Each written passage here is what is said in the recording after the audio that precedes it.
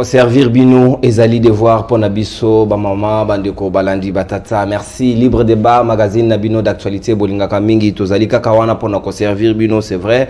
Merci pour la confiance renouvelée. Oui, breaking news autope d'information na beaucoup c'est na vendredi ya mokolo ya lelo esengeli toye baete na mayo etali mingi penza bayi eli national boyebi que moko ya bayi ministre ya transport ndeko Cherubin Okenda kamati penda makanisi malamu penza yango penda tokobeta lisolo na tongo ya lelo boyebi ba avion ya Congo Airways ezali susu mingi te batika kaka na appareil moko mais makanisi ya sika eye c'était emitier en place esengeli to créer société ya sika ba bengi Congo Air ekozana na dotation ya 7 appareils ya sika oza na capacité ya kokende même na mikili ya bapa ya Europe, États-Unis, partout ailleurs en partenariat na Ethiopian Airlines yango penda mama na likambo tokolobela. Mais breaking news ezali Women Watch ONG international o ezali ko dénoncer mawe etali détention babi arbitraire pe irrégulière ya François Beya ezali ko honorer état de droit au Mokonzamboka Félix Antoine Tshisekedi Tshilombo azali kobundela wayangonde ezaki breaking news autorité na ki pona bino na tongo ya lelo mama na likambo ko beta ngona bayi baninga bazali nanga tout autour awa na dotation obe ya 3 aéroports modernes na kati ya ba province nyonso ezali peka makanisi ya ndeko Cherubin Okende au total de kosala 78 pour le 26 provinces ya République démocratique du Congo. Est-ce que ezali possible ambition ena? Ah oui, toko vérifier yango na makanisi baninga bakokabola tout autour ya plateau tozali na Patrick Sahel azali moko ya bayi analyste indépendant moko ya babitué ya libre débat na pesio mbote pe boye imala mon libre débat Patrick mbote ndekonono mbote mingi merci pour l'invitation ndena mesana koloba lelo lisusu toye pona ko talisa na bato bazolanda biso na ndako ko pesa bango ba information et puis ko développer ba sujet nini oyo ko pesa biso na tongo na lelo pour le bien-être de nous-mêmes aussi de la population en général. Merci. Très bien, Patrick Sahel, pour le bien-être de nous-mêmes et de la population en général, parce que les Congo 42 Sengeli est gagné, de comité Nimi, Moko Yabaï politique futuriste, avec na pouvoir, ma basculé à commission en opposition, to éviter motivation avec ni mbote na ope boyi madame na libre débat. Mbote mwana mboka non on a obenga sur les cartons. Vraiment je suis on peut rappeler carton rouge na carton jaune. Ouais.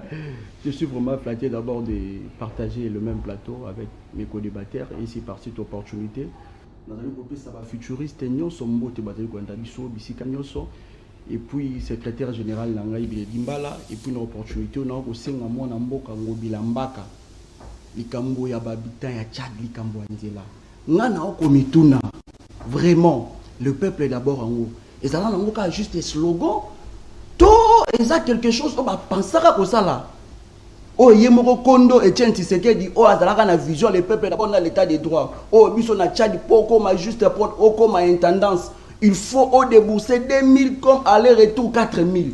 Peuple pour ne vivre na précarité moko incroyable. Donc, yango na ko senga mwana mboka Gentini Ngobila.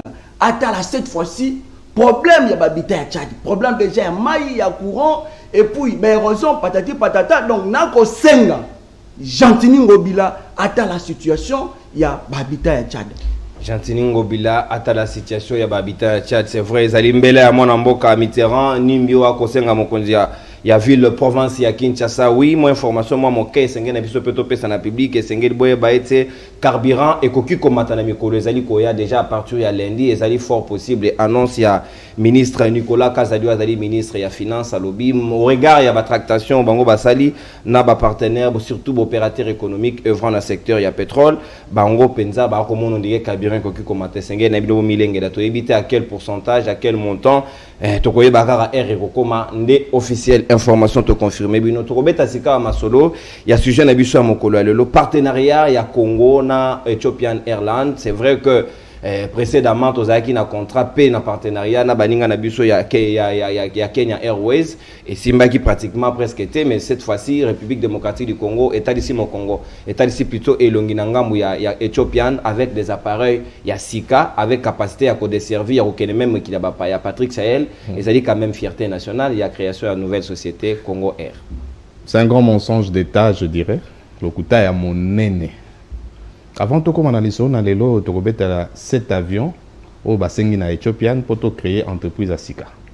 Ngana ko senga no linga to zonga na musima muke. Parce que ceux qui tobito créer entreprise lelo tozana nyongo moko ya bato lac nan to sisate. C'est une entreprise de l'État. Lac est na mboka oyo esali makambo nango nyonso. Lac est déclaré faillite. Avion ezate, ba agent ba futa malisu souté. Le 21 décembre, moni nazomona lokola régime ezo bandelaka ba vieille méthode ya mabe ya kala. Le 21 décembre l'année passée, monsieur le président de la République Fachi Béton, chef il y a Union salée de l'opposition ou du gouvernement. Union sacrée. Sacré, salé, sucré. A Bengisi ministre à portefeuille. Nam Degonaye ministre à transport. A Ebisi Bango Bassa état des lieux. Parce que Fachi nous a dit, na place va créer entreprise Moussou pour Akouti, lac est déclaré faillite. Ba komi côté Kabilo kwa lac pour pas fouta banyongo ya bato basala kana lac. Pour ba na barrière na bango. Lac afuta banyongo ya place azali ko occuper ba bureau o ezaki bandaku na yete afuta ba kolo bandaku ba mbongo na bango. Facha bengi deux ministres na ya portefeuille na ya transport ici bango na place tokende na faillite lac est tombé faillite. Bo souka place wana bo taelanga biloko nyonso lac azaka nango.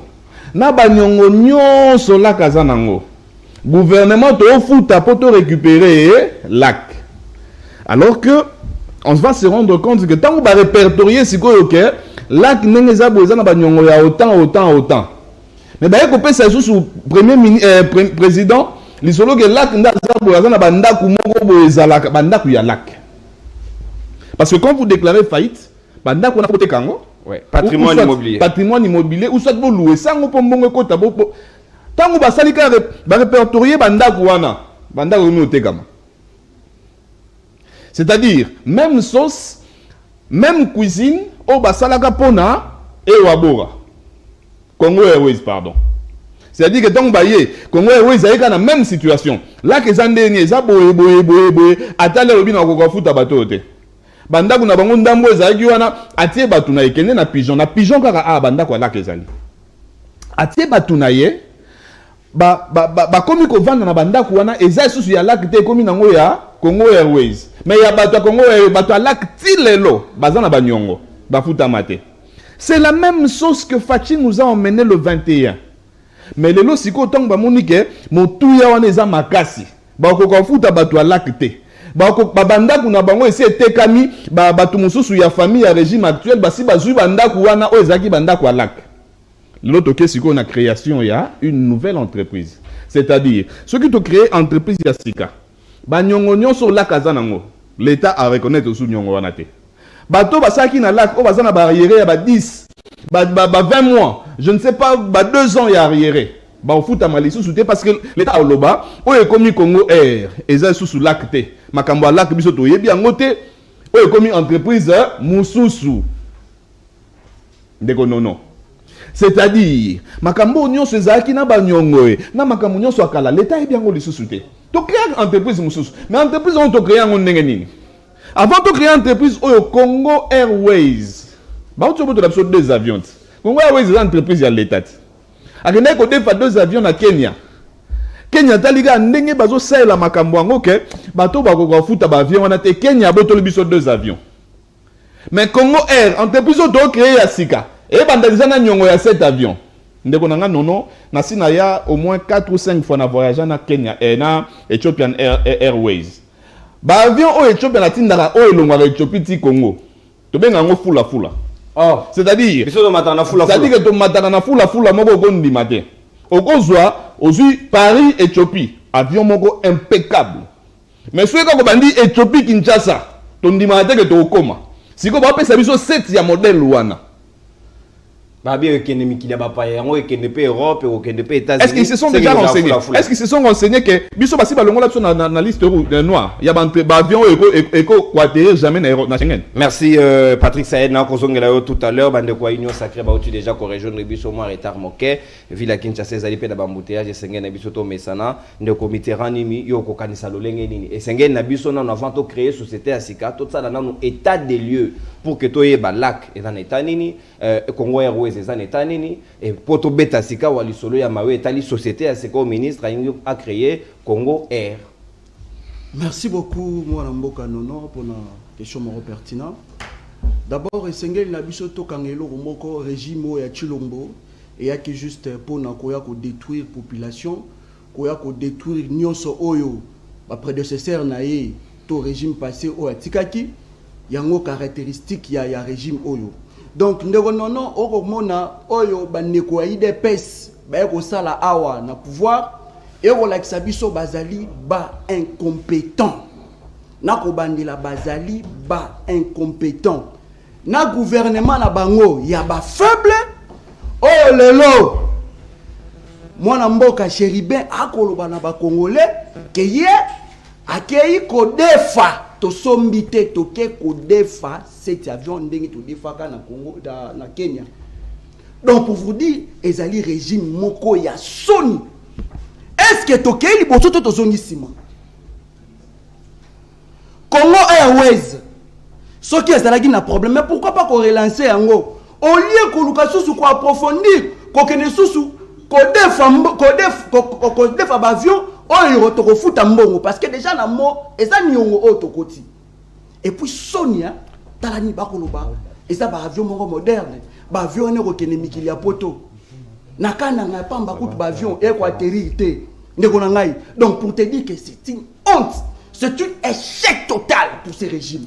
Donc, objectif na bango c'est là qu'on détruire nyonso yango moni baye ko détruire Congo Airways ba détruire Congo Airways ba détruire yango te Congo Airways de un appareil quand même moko avec possibilité à doter pourquoi pas qu'on relancer yango ndeko nanga non nele kaka kondo etien Tshisekedi tango ajira la kako sango na fight objectif na bango pesa la ipeka bongo ko approfondir ba congolais souffrance et continuer toujours yango moni pe Congo Airways lelo bango bato pouvoir basani badindisi yango yango tokolo baboye nako senga mwana mboka Chéribin Okende atika ko rêver na ebite so kala na butu alamuki ayekoloba parce que o ezali escroquerie o ezali mensonge moko ya munene 7 avions na Congo 7 avions na ba aéroport ni otozali nango. Oh, bah, on sait que n'a pas un avion mon côté. Ils sont atterri actuellement. Alors, bah, cet avion, pour quel but? Donc, pour te dire que ces gens sont des incompétents. C'est pour cela que au Sénégal en 2023, nous devons les rechasser parce qu'ils sont des incompétents. Donc, ils sont là juste pour détruire. Oh, ma tête à peau de Tikaki. Enfin, bah, on va créer à Bango. Oh, le temps, bah, on va okende. Et au coup, il y a sous na faillite. Et au cas où na faillite, c'est dans l'état géré ba passif na actif oui, mon ko ya ba inde ko ya union sacrée à rejoindre biso déjà de ko Philippe Moulenga cadre ya CDR mbote na yo pe boyi manam na libre débat. Mbote ndeko salutations à tous les amis co-débatteurs. Je tiens à m'excuser d'abord pour le retard avec lequel je viens vous rejoindre dans cette émission. Merci beaucoup, très bien. Excuse acceptée. Tu fongo déjà hostilité na biso ya libre débat na mayo Italie, ba avion ya sika. Cet appareil ya ezali na capacité ko kende même na mikili ba paya. Ezali annonce ya ministre ya transport Chéribin Okende sala ki lobby devant ba élus nationaux. Est-ce que ezali lolenge ya malamu ya kosala du moment où Congo Airways existait déjà, tout le monde a que mbala moko société asikeye avec cet appareil pourtant Congo Airways atika na kaka moko. Merci Ndeko. La première des choses, je tiens à réagir à la réaction de mon prédécesseur tout à l'heure. D'abord, c'est un mensonge. Il faut apprendre quand vous amenez des gens sérieux sur le plateau de télévision pour parler de la res publica, ça doit être des gens qui maîtrisent les choses. Nalingala. Kolobaete, aéroport ya Kanangalelo, et ça n'a été à Malamouté, c'est un mensonge. Parce que moi, je viens de Kananga, il n'y a même pas une semaine. Et on a atterri avec une as. Et quelle capacité? Plus de 250 personnes. Une as. Et ça a atterri à Kananga. Donc on doit arrêter de venir avec des discours populistes. Pour nous, Moussa les jours salement, de Konanga et Nazo et Bissau, que ça ne sert à rien de venir tenir des discours incohérents. D'abord, il y a deuxièmement, le Congo n'est pas une particularité pour créer une seconde ou une troisième compagnie d'aviation. Tenez, en Afrique du Sud, l'Afrique du Sud que vous connaissez. Et ça bilingue. Afrique du Sud, ils ont une compagnie minière pour des chercheurs, avant de venir dans un débat de télévision comme ça, il faut se documenter. Compagnie minière, il y a En Afrique du Sud, il y a Mboka Moko, 4. États-Unis et Moko, ils ont combien de compagnies? 6. C'est que Biso de totaliser déjà mis ça. Tout ça dans lac, comme dans Congo Ouest, le Congo Est. Là que c'est Koufa, vous savez, quand société Moko est en faillite, bah, qu'on remplace encore par Moussous. C'est tout à fait normal. Moutouazo Koufa, quand la société était, mais Congo Airways, et Koufité, le côté à mon Amboka. Azo Kosa, que Congo Airways, et Koufité. Congo Airways, d'ailleurs, Bakozala na dotation, Moussous, il y a flotte, il y a Sika. 2 avions. Très bien. Merci. Donc, tu as le côté à mon Amboka. Amutako sa moningate. Voilà, vérité kaka bosolo nde yango ko sunga Congo kende liboso ndeko ya Union Sacrée Fédérale ya Tiango ya parti génération 4 ndeko Ousmane Mutombo a outi ko rejoindre biso ndeko Ousmane mbote na yo pe boye malamu. Mbote ndeko nono na pesi mbote na ba kulutu na ngai bote kutaba na pona moninga et na pesi mbote na ba ko débattre biso na singi excuse vraiment parce que habitude na yaka avant 20 minutes ya émission. Merci. Bomba ba siffler na yo parce que to ko wele na vedette te awanga na ina carton rouge na lipe na carton jaune et ngi wolo bara ko avertir hier mo pe na ko nya topé rouge aux suspendu. Alors il faut faire très attention, élégance, paix, courtoisie entre co-débatteurs et zala na opesa mbala mo maloba pour raison d'équilibre. État de lieu ni to ko sala pona Congo Airways. État de lieu ni to ko sala lac déjà c'est tombé en faillite. Pour la création et la société, est-ce que c'est qui est nécessaire? Tu crois qu'on a flotte ou on a tout d'autant qu'on a Congo et Ouest Mbalamon ou Azali déjà dans l'élan pour que tu aies des libos. Merci, moi, Namboka, pour la montée na yo. Tant on a tellement qui wana na yo qui m'a kamoko de ba mais awa c'est na Makambo kitoko. Et ça ina so ni pesi na pour ça au sens. Parce que les aba bilo ko musuka on na plateau de essayer de faire la recherche. Pour yeba ba tozo le bel sujet ya Congo Airways. Et ça na évolution nini. Mais quand il y a un plateau pour nous couper ça, le quota, ils ont malamu. Il y a une émission qui a tellement suivi. Donc, il y a un pour nous faire qui j'allais lutter. Il y a une émission qui a attends, on dit Félix T. Mais quand même, ils ont salema, il y a malamu de bêta. C'est ça être un patriote. Un patriote n'est pas seulement que nous sommes très noirs. Non. Un patriote, il y a malamu à soutenir. À PC Pro, il y a Mabé, à Boy, à PC Pro position. Pour nous, il y a un qui est Congo Airways. Nous avons personne dans l'histoire. Congo Airways va préparer déjà chute à Congo Airways. Congo Airways a 105 millions. On est préparé Congo Airways a envoyé 9 avions. Mais va présenter combien d'avions? 4 avions. Dans mon Ouest, ça dit Congo Airways existait. 9 avions, mais ça dit Congo Airways a 4 avions. Bon, on a bah, préparer déjà que Congo avec l'État et Koko est chute. Bango déjà. C'était prémédité déjà. Et tant que moi, Namboka Félix Tshisekedi a eu pouvoir, quelle a été la situation de Congo Airways? On a trouvé combien des avions de Congo Airways qui fonctionnaient? Des avions. Kubo sanate tozaya babanobe qui panvita oye kangama na Bukavu ta mongo boyikuya kuna. So faut tout na bango est-ce que basa bazongisa ngo? Mususu ezwa ki problème ya moteur. Est-ce que va réparer Tiango? Déjà en 2017, Congo a des avions. Oh, et bandai qui fonctionne. Le reste, c'est ça qui n'a pas. Le lobotiki à mon amoko. C'est là, Neko. Au tiki bato, kosa awa bato ebele, bazui bata. Tabiso ya pona ko pesa busolo, bano kata biso mano ba pona ilo. Na go relancer yondo. Na go tia yo mongo na monoko toke. Ozomona. Tango ba kucha ngo ezakisha na faillite. Et tango to mekaki ke ba fonctionner malamu. Ozomona ki Congo Airways a répondre à te. Mais mon consambo il faut renforcer Congo Airways. Balobité Congo Airways est confité. Est-ce que vous qui a société mususu ya Joe et Bimi on va remplacer on a Congo Airways. Osa informé ministre a annoncé déjà Congo Air est allé créer avec dotation à cet appareil. Il faut vous informer. OK. Balobaka ba relancer le Kasai oh ba non ça va démarcher relancer Kasai. Ba bomaki angote. Ceux qui ont renforcé Congo Airways. Ils ont un partenariat existant. Merci beaucoup, Ousmane. Très bien. Tant que cet avion est renforcé Congo Airways, il renforcer circulation ya bato. Mais ni les ayamabe, ceux qui ont renforcé société d'aviation nabiso pour que la mobilité na la makasi. Merci, très bien, mon amboka. Même si les gens ont dit qu'on va créer une entreprise, non, on n'a pas dit qu'on on a une autre entreprise. Merci beaucoup. C'est question de sources maintenant. Ndeko Patrick Sahel, c'est vrai que Toko Lobela Pena Congo Airways était, mais tous allés obligés à virer vers parce que les création en société, c'est que Congo Air n'est ministre des Transports a annoncé. Mais c'est quoi? Tu yebi que contrat mon collègue entre Congo Airways et Kenya Airways.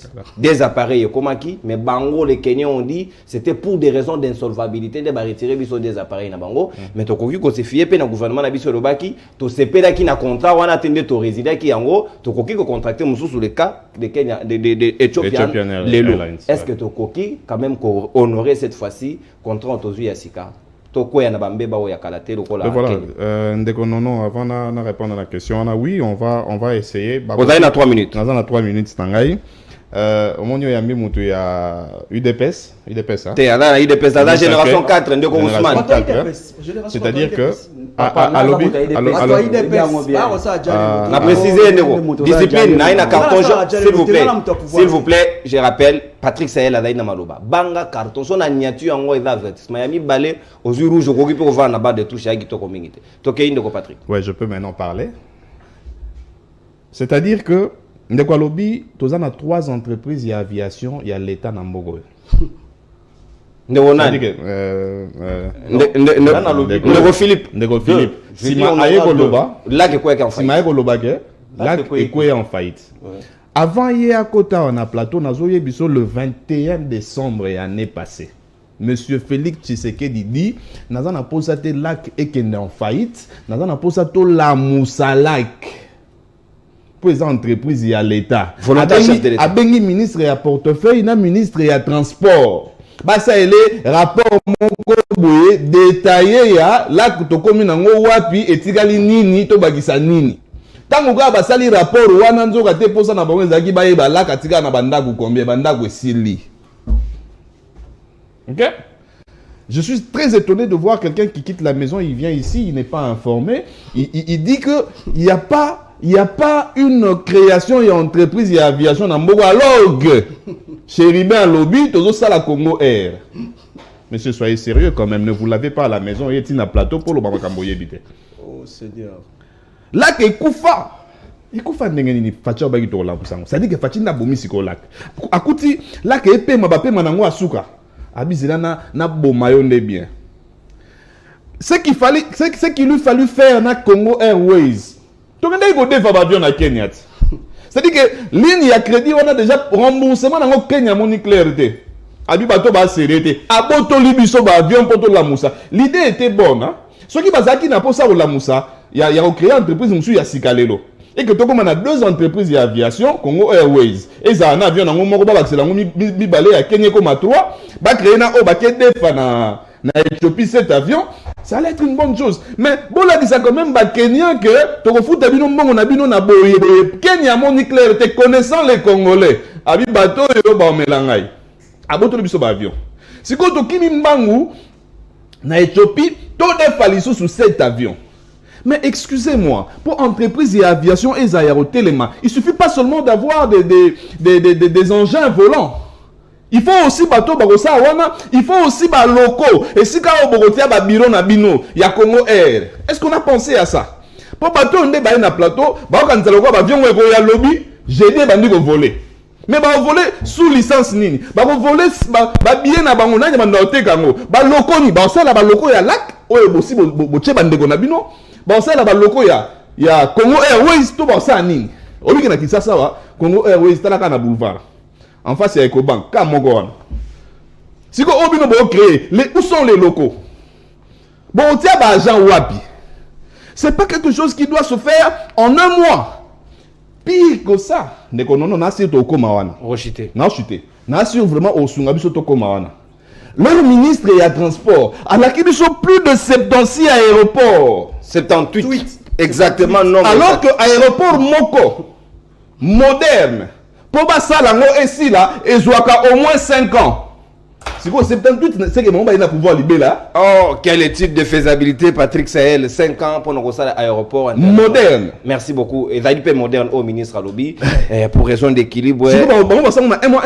Merci. Pour raison d'équilibre, Philippe Moulenga, Maloba Ongambo yo au moni ndengeni. Et senge na biso to kende karato décoller avion ainsi que koya, Congo Airways et SOPC révélation, ba redoter bango mususu o ezali koya. Et puis l'État est senge na à s'en prendre comment pour juguler les deux. Non, merci beaucoup pour la question et surtout Mutuna est important. Na Bandaki, c'est ma première fois de participer à l'émission, mais na Lobaki Boye. L'émission est bien suivie, mais il faut prendre des gens qui ont carrure et surtout compétences en matière. Tenez, il faut que tous les canaux de télévision, on a quoi pour la qui s'était que on a ça la dialelo. Banana ya oyo qui na cité comme le président nangai mon te otangi motote na tangi motote mais na yekoloba parce que ça ma matière moko impersonnelle. Nous parlons, je suis économiste d'abord et je suis ingénieur civil. Donc vous comprendre que ngai mon mboka Félix Tshisekedi aye na mboko akutinga na musala. Akutinga na musala na rosala musala et pas pendant que mboka régime ba bomi mboka boyebi bango et biso to bando ça l'émission telle que to ça. Donc toujours à table fonction de mon côté. Donc nous devons avoir quand même du respect. Lorsqu'on dit que défi avion, on parle de quoi finalement? On ne sait pas ce que c'est le contrat jeune venture. On ne connaît même pas ça. On vient dans une émission pour dire qu'on a défi avion. Et ça, on fait au cas. Et ça, l'association, il y a Batumi Balé, associé Mi Balé. C'est-à-dire l'État congolais, aïe na makoki na yé. Bande konabiso ya Éthiopienne, bayepe na makoki na bango, to sangisi to lobi bon maintenant total ba capitaine na biso et ça lui combien? Ce que koki potozo cet avion, tout sur cet avion. Voilà comment raisonnement logique. Tout ça dans le monde moderne lelo au cause à la otangi domaine moko boyete. Mais tu peux faire des recherches. Au cause de la recherche sur Google pour te documenter et oser à la mesure à comprendre. On ne peut pas venir dire des choses comme ça. En fait, tenez, toujours la création, il y a deuxième entreprise. Il faut d'abord interroger la loi. À l'époque de Mobutu, le secteur d'aviation n'était pas libéralisé. Vous comprenez? Qui a libéralisé le secteur? C'est le régime Kabila. Nous ne voilons pas la face. C'est comme on a libéralisé pratiquement tous les autres secteurs. Secteur de l'eau, secteur de l'électricité. C'est libéralisé. Moi, je suis au cause de contact avec le lobby. Pourquoi pas si ils allaient dans le courant dans le quartier Basoko? Ok, au loki ba investisseur, ba ya au comme PDG.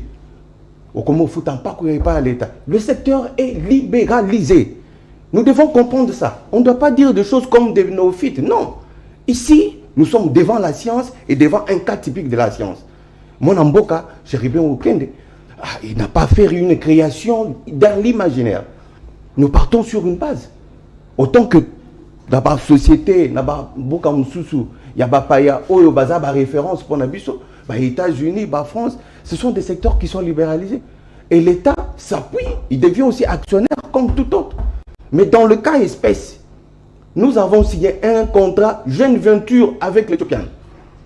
Et l'État donne ce qu'il peut donner.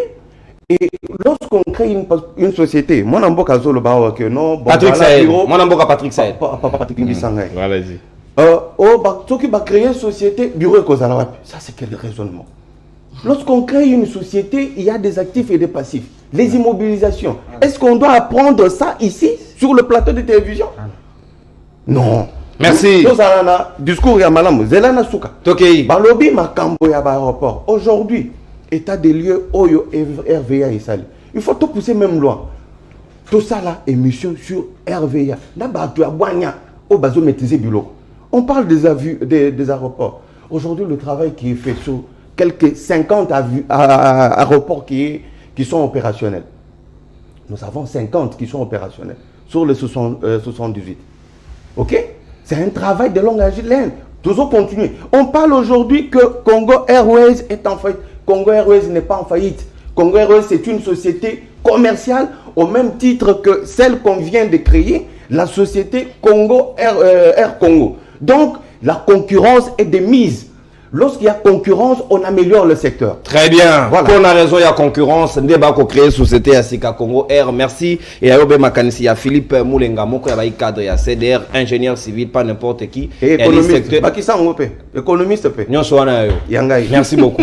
Ndeko Mitterrand Nimi, Maloba Ongambo Wayoto, Koki Mbalamoko, on ne peut pas parler d'avion sans aéroport, c'est vrai. Ministre Azim Balamoko Makanisa Abi, c'est qu'on doter chaque province dans 3 aéroports modernes. Est-ce que c'est possible à ce stade?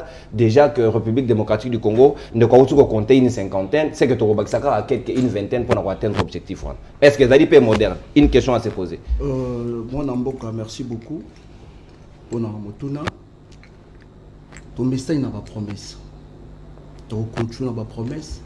Tel que ça a été Allemagne, na Congo, Afrique.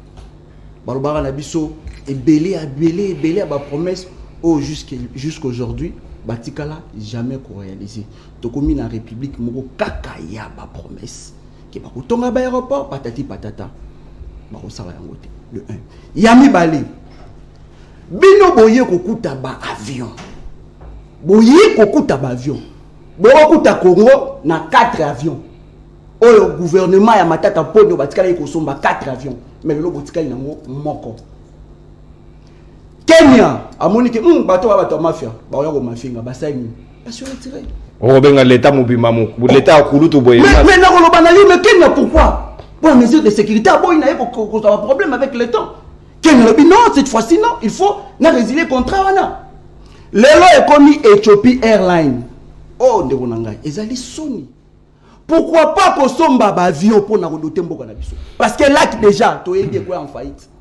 Like le Congo Airways tokomona mais le lo yemoko ministre akoloba bazo créer entreprise na Congo Air alors bité que cet avion wana eza pona Congo Airways té donc pour vous dire que batoma bakoloba lokuta bakokosa nde peuple bakosala jalelo toyebi bango eza génération 4 té eza génération de jalelo toyebi bango ne ba fonctionnaka donc ils sont là pour la distraire la population déjà ici et Bayebino. Et Bayebino, parce que nous allons continuer comme ça avec des promesses. Oh, on va tirer la coquissate. Biso Congo lelo. Tu crois qu'on s'en avion? Ceux qui régime passé, pourquoi ils ont salaté? Mais pourquoi nous avons limité? Au lieu de engouffrer les sous-mboka, ton entreprise Congo Airways. Pourquoi pas? Pourquoi vous êtes là? Bakabiliste. Oui, bakabiliste. Maintenant, Binoné Boyena pouvoir. Qu'est-ce que vous avez fait dans Congo Airways? Ce qu'on dissoudre en côté, tout qu'on bombe complètement. C'est ça votre spécialité, IDPS. Ceux qui ont aussi battu, Kabila. Non, c'est pas Kabila. Aujourd'hui, c'est vous. C'est vous qui êtes responsable. C'est vous qui êtes responsable. Donc vous êtes des incompétents, des incapables. Vous même pas. Qu'on soit avion. Vous préférez les sources que nous avons 7 et pourquoi on a vu ça et qu'il y a poto. Botika lokuta. Batika lokuta, Mitterrand Munimbi, moi Namboka, Ndeko Ousmane Mutombo Moni, ba pointer au Mosapi, mo siporter on ne mo tuba ko pesa kinini ako bebi selongi. Yo okolobanini po est-ce que tokoki ko sala ba aéroport wana. Est-ce que zali possible na tanini? Ndeko Patrick Sahel a outi ko relever fait moko pour construire un aéroport moderne, il faut au moins 5 ans. Mandé comme il a presque na souka na éviter na raison à continuité de l'état zali possible. Ndeko non, nazaka très discipliné. Depuis na ba mission na ngai pa na yo nazaka très discipliné. Tant ozo sala na émission na bakulutu na biso baza en face na biso, il faut avoir la léquence quand vous allez parler. Et respect ezaka na balabala titi na plateau pe respect pe ezai contacter. C'est important aussi. Parce que au-delà de nos débats, on est frères et aussi on a d'autres relations. Tant kulutu na ngai otu koloba. Je pense que benga na kombo na ye kulutu na yo Philippe Moulenga. Kulutu na ngai Philippe Moulenga. Tant otu koloba. Na bandi ke ndeko o yoka ka. Ndeko Mitterrand yoka ka bien te. Yango ne faut tout na ka ndeko Mitterrand apesa o casquette na ye a retirer maloba na ye. Alobini. Ah, ok. S'il vous plaît, non, pour des raisons d'élégance. S'il vous plaît. Ousmane Mutombo Yoka. Ousmane, pour des raisons pédagogiques. Carton arbitre, ce qui est bimi va négocier en côté. Nalobi au retiré pour l'élégance. Ayoka va bien au retiré. On évolue pour te gagner Ngonga. Vraiment, n'a retiré. Merci beaucoup. Au bangi carton, moi, n'a ça va débat ça conflue, je n'aime pas ça. Tu évolues. ndeko yo ayoki yango te. OK. Tant kulutu alobi ke eza ba partenariat basali, eza ba accord basali, tozo lokola na société ya des actionnaires. Oya koya na boy, oya koya na boy. Ndeko ayoki nyonso wana te. Et na kati ya plateau awa, na moni bisika ndeko apesi pe a condamné l'existence à Congo Airways ezaki na 105 millions. Mais il fallait pas payer ce biso 9 avions, ba payer ça 4 avions. Mais tant que tu ba coûter des avions en exercice, ba condamner en côté. Il faut tout nan ndeko na ngai Mitterrand.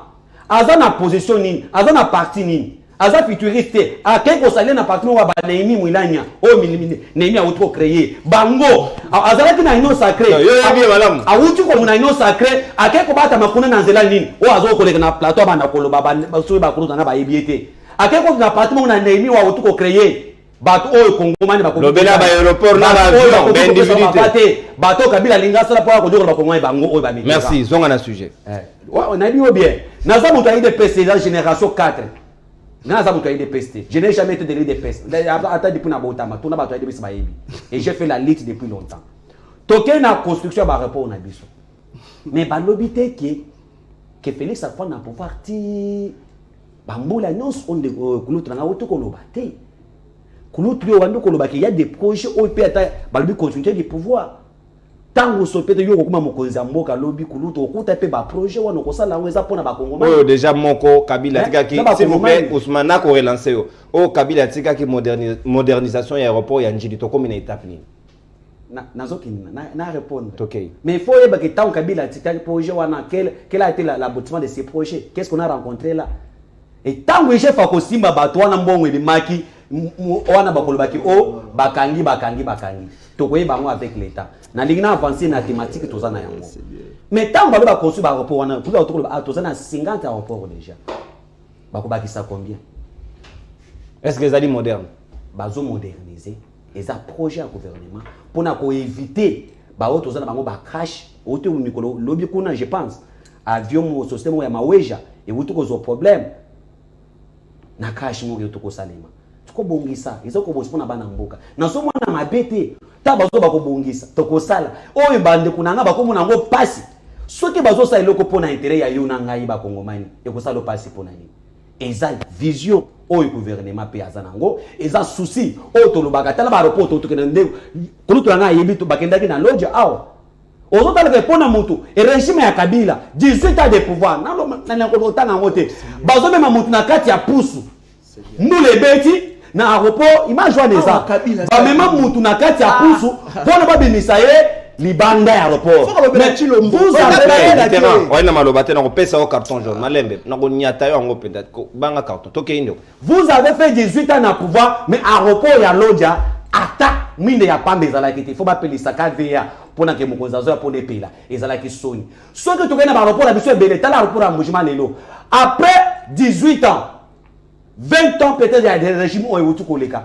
ba à l'époque il y a moi mboka oyo Félix Tshisekedi ba bande ko bongisa et ça na souci que to permettre ba kongomani merci ba na ba aéroport bien pour to te ba liwa o cache salami merci très bien merci ko mona ngo kete régime oyo ko mena pouvoir Ousmane Mutombo mais là biso to ko senga que lorsque on commence le projet il faut aussi ça on a souka tant kulutu alobi ke bazo ko sala avion ya sika bazo na ba banda ko te kulutu yo ko sala ozola poso sa société yo bandaka musala mbala moko tant sa ozo bisika société wana ekofanda bisika ba biro ekozala kulutu nanga yo ko ba biro kwa bongo te oza muntu abonya loba ke société no se bandaka tango ezo banda mikanda ebimi no sto très bien au consommer social ya société wana consommer ta d'antenne ndeko yo mokoza na sifflet s'il vous plaît yo mokoza na sifflet éviter na nyatayo carton Ousmane Mutombo consommer ta d'antenne en puis au déborder de 30 secondes na ko récupérer yango to komi to ko kende moke na suka mais 2 minutes pour na bino banso Patrick Sahel c'est vrai et sengeli to moderniser ba aérodrome et sengeli mais awa ministre na monoko na ye alobite que tozali ko moderniser abi tozali ko construire. Il y a une différence entre construire et moderniser, 50 ans relevé et c'est ce qui est la pratique. Je suis quand même sidéré d'entendre certains propos sortir de la bouche de quelqu'un qui prétend être un ingénieur civil, de surcroît, détenteur d'un diplôme en économie. Sidéré, na okina mawana somme. Ici, on parle de 78 aéroports modernes que le ministre nous a promis de construire, monsieur. Pas de 50 aéroports où on ne sait même pas si on doit appeler ça aéroport. Il ne suffit pas d'éclairer un aérodrome, je ne sais pas comment appeler, et comme un aéroport moderne, monsieur l'ingénieur Philippe. Je vous suivais. S'il vous plaît, s'il vous plaît, s'il vous plaît. Arbitre, Patrick, Ndeko, aujourd'hui carton jaune. Pour lobby, s'il vous plaît. Et d'aller injustice, s'il vous plaît, Ndeko. Pas discuter en arbitre. Ndeko Patrick Maloba. Parlons de diplôme, j'en ai 5 dans Bondi, on a plateau. Il va falloir que Batomonso se tope sa bango leçon, il y a contrat public. PPP. Leçon, il y a contrat public, na privé.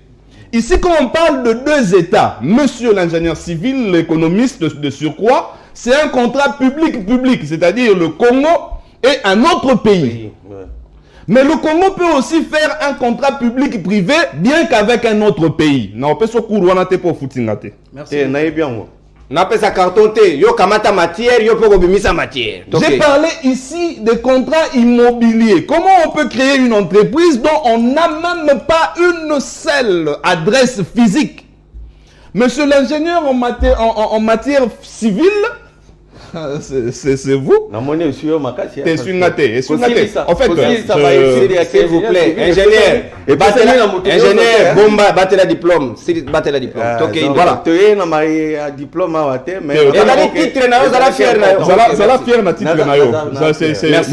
Na pour refaire titre na aux ingénieurs. Moi sur ma ina ça va carton limité. Na ko kende kunate, on monte pas kunate. Merci Ndeko, merci. Contrat ya immobilier ça makana niveau nini tant que créer entreprise. Monsieur, on a un projet de grande envergure, mais on a un est-ce qu'on doit rappeler à ces chérubins au Kenge que Atikali n'a une année, na gouvernement avant qu'il y ait une élection. Donc, c'est initier projet. Ça dit que, est-ce que c'est le moment de nous ramener un projet aussi grand d'une création et entreprise d'aviation? Papa, entreprise d'aviation. Bon, on a ingénieur civil, tu es là, Ousmane, génération 4. Ousmane, génération 4. Papa, est-ce qu'on est conscient de ce qu'on dit sur le plateau de télévision? C'est vrai, ni de gauche, ni de droite. Moi, je suis un analyste indépendant. Quand vous faites du bien, je vous acclame. Mais quand c'est mal fait, il faut tout le baquer ça à mi mabé, papa. Bon, on a pour la nine. Est-ce que, bon, quand c'est ça, tout le monde va réfléchir, ça raté, avant tout comme on a nous est-ce que vous savez que tout en étant une entreprise, il y a l'État. Congo Airways na gestion naïe. Ils ont géré Congo Airways et généralement l'entreprise privée. Pourquoi Linguet ne va pas voir ce qui se passe dans Congo Airways? Parce qu'il a été verrouillé. Ndenge moko pe bango ba yeli biso Congo Air. Ndeko na ngai non. Nazo loka bango te. Mais na yebi si yo tito comme en élection entreprise on est créé à mété. Ba avion est-ce que vous savez que na mboka auto so ba avion moko ya na aéroport en Chili, ba bengango Bravo Air Congo. Et ça va na mboka nini? Pourquoi ça la té? Parce que entreprise avion tango ya na Chili, bien que ça avion na biso à l'état a fouta la taxe. Biso ba passager, ba fouti ça biso taxe moko bona RVA à $50 pour na biso bato qui est à l'étranger. C'était pour moderniser entre autres l'aéroport. Et souka wapi? Go passe. Et souka wapi? Il ne faut pas venir à la télé comme ça, soutenir quelqu'un qui est sale, vous voulez le laver, mais vous n'avez pas de savon. Merci, Patrick Sahel. Osa la peine à maï. Pour savon, karaté, basukola na maï, na savon, basangti longo, ochi atana so. Ndeko nangai, ndeko ingénieur, ndeko Philippe Moulenga, ezali matière na yo, ozali pe économiste, ozali na ba détails suffisamment ya ko étayer pe ya ko balayer, nyonso le bami a on a plateau, pour rebondir le lenge nini. Patrimoine immobilier, c'est vrai, mais esengeli suffisamment aussi construire des aéroports, ndenge ezali ambition ministre. Ya solo, na sepeli na réaction ya ndeko Patrick. Et na banzi que par précision sur ce qu'on a fait par le passé. Ils avaient qui juste pour situer les choses dans leur contexte, pour dire que surtout toujours à la radio, la télévision, ça veut dire que on a de quoi partager avec le monde extérieur. Donc, Nabanzi, sur ça, Benganga Ndeko Philippe, parce que sur Benga Ndeko ingénieur, ou Benga Ndeko économiste, merci. Donc, on a continué. Il va bien à 5 plans à Bombi. Ok, je voulais juste dire, concernant l'aéroport, oui, certes, c'était un travail de longue haleine. Il y a vraiment gonga. Ils allaient, lorsque ils gérer la Respublica, ils ont un benga moyen terme, court terme et long terme. Ils allaient na maye ko ça les malelo. Ils ont continuer comme des Ousmane Alubaki, continuité de l'État. Donc au Congo que s'arrêter parce que biso tokokufa. Congo faut continuer parce que ils ont appelé pour devenir un monde moderne, un pays développé. Oyo batu bako koya pe batali babe Congo est communauté France d'Afrique ou bien comme Allemagne d'Afrique. Nabanzi on a précision détail. Mais on a précisé lokomoko. Créer une société, pourquoi d'abord on crée? Je veux répondre à mon amboka. Il faut un besoin. Voilà, exactement. Il y a exactement, merci Ndeko. Il y a besoin Ezali. Besoin Ezali pour l'anime. Total la destination à Congo Ouest Lelo. Et ça au B15. Vous pouvez vérifier. On a vérifié lobby destination à Congo Airways sur l'étendue en Bokanabiso et à 15. Mais les lots Congo Air Congo et Zoya pour et ça la destination combien 26 et bien identifié de Konangai. Besoin wana ya ici Congo Airways et Komakate. Pourquoi biso banamboka toko kobo ya initiative ya ndingwana. Donc il y a un besoin à satisfaire, raison pour laquelle il faut oui, problématique liée, je chute par là, dans l'aéroport. Je n'ai pas dit tout à l'heure que tous les aéroports sont modernes. J'ai dit au moins, il y a existence de ces aéroports. Une cinquantaine.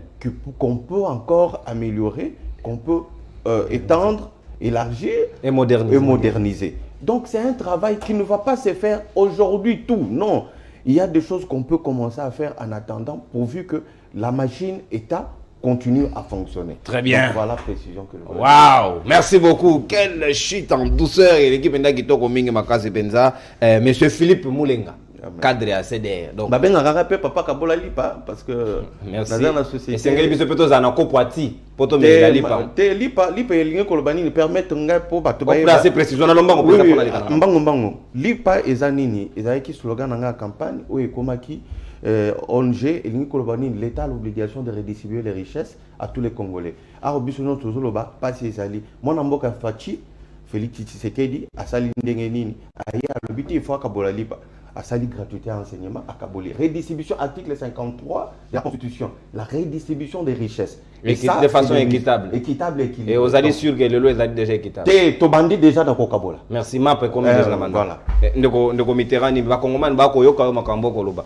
Maloba Ngambo, création des aérodromes, création des aéroports modernes, est-il possible ou non? Ndeko, c'est possible parce que ça comédie. C'est pas la première fois qu'on promettre Bisso, Ndenge va promettre Bisso centre solaire, ou Ebi, Kobo Sanatiti, Libanga et donc pour vous dire que oh Libanga pe pola Libanga est pola et je m'ai commis vert non je t'ai dit vrai donc pour te dire que l'UDPS continue na bango boy tisuka ya mandat donc pour vous dire que l'UDPS a kotika la conseil la biso ba même avion on a 7 est-ce que c'est l'UDPS ou ezali ba kambi mais c'est qui va faire la mboka mais ndeko lobi na nganga na kabiliste ninga yo pote taki muta UDPS mais je sais muta UDPS ngana ibe très bien Boyebani. Nayebi très bien. La génération Jalelo. Toyebi bango très bien. Batina bango baya. Akosenga pe a récupérer malbaya génération Jalelo. Wana pe fa récupérer. Au moins na to quand to poza na moko. Wana a récupérer parce que na ba c'est la pas génération Jalelo parce que nous sommes un parti politique. Merci Ousmane. Bien respecté et Ousmane Mutomwe parmi les leaders de la fédéral ya Chango. Bien respecté. Merci. Donc toute la élégance. Tikela ngai pouvoir na ngai. Nganda arbitre. Ndoko. Élégance ya retirer, yo peut retirer. Obenga moninga jale dot. Retirer le kona. Da retirer maruba. Mo jula ngo peka carte. Bino mbarenga boko to sate bo kamati bino mbare carte. Donc actuellement pour vous dire que les Congolais azana ba besoin bela d'aller dans besoin. Le lot c'est avion okende ko defa. Eza ko defa boko boma Congo ouais des allées importantes. Le lot Congolais a besoin aller à Kitoko. Le lot Congolais ba di ba kabole lipa, le lot lipa déjà Congoman allait. Lipa ba kabole ngwapi. Oh, lipa 300 fois mon actuellement né commis. On régime aussi. La science sociale, les S'il vous plaît. Attendez, s'il vous plaît. Bango Baka Boy. ils allaient que FCC va nous bloquer bango. Et comme Covid, et comme Russie, au Poutine a bloqué bango. Après comme Masusa Malukonde. Et on a aussi Ngasa Malukonde a démissionné na. Parce que je vous dis, gouvernement na d'abord, oh ba benga des warriors. Oh ba zali ba guerrier, ba homme fort pour te dire que pas pour ça les l'autre côté. Donc souffrance c'est comme ils sont sous plus. Actuellement Congolais a besoin alia kitoko. Aza na besoin te pour le la télévision pour la dialelo parce que ceux qui mort comme malamu to ya na plateau tete au sala ba dialelo te. Les jours mort ka ko bonga, to lobela Chilombo te. Mais actuellement Chilombo c'est lui qui gère ces pays. Donc pour vous dire que bokoki ko sala la biso bosali les biso et loko moko te pendant les 5 ans au boye na pouvoir kaka ba promesse o eza irréalisable. Oui, Zali, irréalisable. Merci Mitterrand, mina na ta antenne na yonengo consomango exactement. Ousmane Mutombo yoko baksani na mawe etali construction des aérodromes, na construction des aéroports pratiquement parce que et sengeli to répéter ba terme exactement tel que prononcé par le ministre. Ezan de mois passé. Ya kotala ki soki mutoye na plateau, soka atangi Chilombo te moye banezate.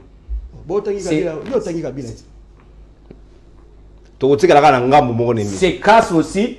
Moutolinga misa na kombo akoya asala Chilombo akoya loba IDPS mais na kati ya plateau muto IDPS quel est mais essayer to solo là on des mathématiques on to réfléchir sans que ça soit parti pris c'est ce qui est important mais ko finga ko loba ko ba kongomani basi ba lendi ko finga na bino oh essentiel essentiel la biso de là lancement d'abord to opérationnalisation il y a un projet au ministre à promettre mais na utu ko yoka awa poisson d'avril s'il vous plaît Mitterrand oza déjà na jaune so ina baki sur au libérer plateau kitoko mingi te pourquoi tanga na zwa maloba Mitterrand comme ga jeter na Patrick pesa ke conseil mokolo mosusu atana avant ba monsieur bandaka azala pipité donc la yo modéré quand même na kata plateau eza mwa mara on crée une entreprise lorsqu'il y a un besoin. Besoin exact ou bien exact. Besoin exact. Le long temps où l'entreprise doit nécoya et que soulager la population, bien soulager. Et ça pour l'intérêt de la population. Ce qui est l'eau, avion autre qu'un Congo et Louisiana, et quoi, et du problème, et du cocoso, pour évoluer les choses. L'État n'a pas prévenu. Après avoir qu'il y a un avion et c'est qu'il va prévenir un mécanisme qui engage des problèmes et société pour les bateaux. L'État. Mais vous voulez quelque chose, n'a contraint pour il y a un les projets où il y a un ministre à lobby, il y a un projet et que ça tant que bakozana pouvoir opérer akoya akosala ngo mais seigneur to yo banga risque ya résignation ya contrat ndenge sala mangina Kenya Airways na yebike bazui quand même il contrat un contrat responsable ils ont tenir compte de certaines réalités oyo otuko le na ba avion mususu oyo ba tenir compte ba réalité wana et il faut toujours singa ki ezala appliquer et ça les mabongo et avion ba société wana ekosala manango na lombango. Et comme ça, parce qu'il y a une besoin qui s'impose, papa. Non. Merci. Ils ont s'imposé. Un besoin qui s'impose. Ousmane, merci. Pour que les Congolais ne soient pas sauter et se déplacer. Parce que dans ce banc, les Congolais ont un problème de moteur. Oh, il y a des mokoana. Kakabande, mukulu tunangai. Oh, après un plateau, un régime irresponsable. Il faut prévenir. Quand gérer, c'est prévoir. C'est ça. Merci Ousmane Mutombo. Merci. Elle a eu ma bête. Mon toit kolobayango. Oyo kosali masoke zali mabe. Zali mabe. Oyali malam. To komi pratiquement dans ce cas libre de Banabiso Patrick Sahel. Toi il y a 2 minutes il y a conclusion. Il y a 25 secondes pour boucler la boucle du boucle. Dans le régime irresponsable, tu as dit que le régime est irresponsable. Merci. Tu as dit que le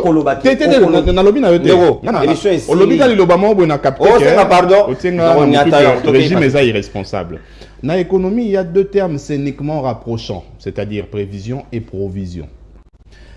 Raison pour laquelle Congo Airways, sachant qu'il ne restait qu'un seul engin volant, il restait un seul engin volant pour 15 destinations. C'est quoi la différence des années? La différence, c'est que Congo Airways, alors que l'avion est le moyen de transport le plus sûr au monde. Fiable. Ok? Sachant qu'il lui restait un seul engin pour 15 destinations. Bobo Sanaka rapide. Congo Airways, c'est-à-dire que notre régime irresponsable va signer un contrat avec Rwanda Air comme à Kitao. Et ça là, ils ont pallié. Rwanda Air a comment ils ont pallié na autre destination on a yango to ladi to la muki mbalama autant Rwanda Air bien c'est le quoi ko kita ba bosanike na aviation, il suffit pas seulement de voir un avion voler. Il y a des préalables, des babylons, monsieur Zaganakati, Batekaka Lipa, Batekaka Kwanga, Basaka Boé Carburant. Oh, babylon, on a son mama qui n'a pas de régime passé. Rwanda Kimi Naye. On m'a il y a contrat public. Rwanda Yaga Awa. Rwanda Komiko Kende Goma. Vous voyez bien, Bobo Sani? C'est ça, non? Pour parler. Mais ça dit qu'il y a une prévision, il y a à long terme. Et à court terme, il y a déjà Rwanda, il y a Sunga Biso. C'est que pendant que nous Sunga Biso doit travailler pour qu'à long terme, tu créer Congo Air, au Bolinga créer. Merci. Ça ne peut pas venir maintenant. Merci Patrick Sahel, merci beaucoup au consommateur d'antenne. Tout comme il mot de la fin, pratiquement un de Philippe. Non, c'est pas lui, la chute, il y a un de Patrick, parce qu'il a dit qu'il est revenu sur certains propos que j'ai utilisés tout à l'heure. Il y a des étapes dans la gouvernance et aussi bien dans un projet. Aujourd'hui, c'est un projet louable à encourager parce qu'il y a nécessité et qu'il y a besoin. En tant que Congolais, je ne veux pas dire comme un de mes aînés, de père et de mère, parce que ça crée beaucoup de problèmes, mais je veux dire seulement que en tant que Congolais, la ligne Kolobaete, eza malamu mingi que société wana ezala lobby to sala mususu et comme attaque 4 net en Afrique du Sud. Et ça pour le Kumu Mboka, et ça pour le développement et secteur d'aviation civile en RDC. Et puis, et ça pour le Kumu Yaba Congolais. Pas bandape kozwa. Tout quitter ça avec concurrence. On peut arriver à quitter ici au foutu avion $50 pour aller, par exemple, à peut-être à Goma. Vous savez, c'est la destination qui coûte très cher. Mboka. Donc, merci. Na sepeli mingi na banzi que si j'ai mon quoi malam tu continuer nango. Ezali matière ezali détails. Merci beaucoup. Matière ezali abondante. Ndeko ngai Mitterrand to ceux qui sont na lomba on penza to combinaison. Mon Mboka, merci d'abord pour la dernière parole nangai. Na webisa ba congolais ba comprendre que régime oyo ya qui juste pour na détruire biso, ba yé pour na bongisa te parce que Congo Airways tangu matata pour nous azala qui en place. Atikela biso ba avion o bango baye basala entretien te et loko moko te yango boko mona entreprise et comme na faille donc ndenge kaka kulutu kondo Tshisekedi amimaka laki na faillite ndenge moko kaka bango pe bako biso na faillite donc tokangelo ko moko bat oyo ba pesi biso le meilleur te o ba ndeko komeka biso donc oyo baye nango ezali juste ba simple promesse oyo kotikalaka jamais qu'on la réaliser et en d'autres donc ils a poisson d'avril. Merci Mitterrand yo benyango poisson d'avril. Ousmane Moto monalomba ko penza tosuki. Malam Mitterrand tina suka azakaka na maloba ya malamu te. Bino na sengena tela bino komba kaji. Akompenaka te talande bato bazokita. Mais Mitterrand azakaka afinga pouvoir pona mata okozwa libungu tolu na élection. Ngai na fini pouvoir. S'il vous plaît, ezali compréhension na ye. Na lobi boui biso ba kongomani to soutenir ba action yo so malamu zo apona ko songa perte. C'est ce que nous devons faire et to ko sala ki et que le tina suka pona ke kongomani bisika azali à se retrouver na ko encourager ba projet wana et salema pona ke kongomani azwa isika na ye ba avion wana e umela tango mingi te ata tozo banata na moya mais oyo to mona déjà que sur terrain déjà ezala sur terrain. Merci beaucoup. Pona ke to contredire Bayi oyo baboma déjà Congo Airways bakabiliste oyo 105 millions basumaka des avions. Merci beaucoup. Non. Raison de quitter impossible déjà réalisateur Adaki très clément Nabiso a déborder même de 4 minutes, chose qu'on ne devrait pas faire. Merci beaucoup les réals de son temps merveille Vango pour notre salabala mon travail de fourmi à Joël Mouka FMI Maboko Bank, Azer Tembo John Katambo André Anzola Messo Christian Katenga Aristote Kabouya. Merci une équipe technique na lolenge bosali travail wana suffisamment bien. Nabino Banso Bandeko ya Brazzaville bozali kolanda 5 maîtres ebelé tozali ka wana pour nous servir bien en toute responsabilité. Baninga ya YouTube bobengi ngai na numéro ezali affiché au bas du logo ya émission tokosola kaka ndenge tokosola ba remarque na bino bo faire parvenir yango tokotenir en compte na bino nyonso. Merci Patrick Sahel, merci Philippe, merci Ousmane. Merci également à Mitterrand. Tokotani sur le lobby pour dernier numéro. Il y a évaluation, il y a poso. Bozanga rendez-vous en athée. Bye bye.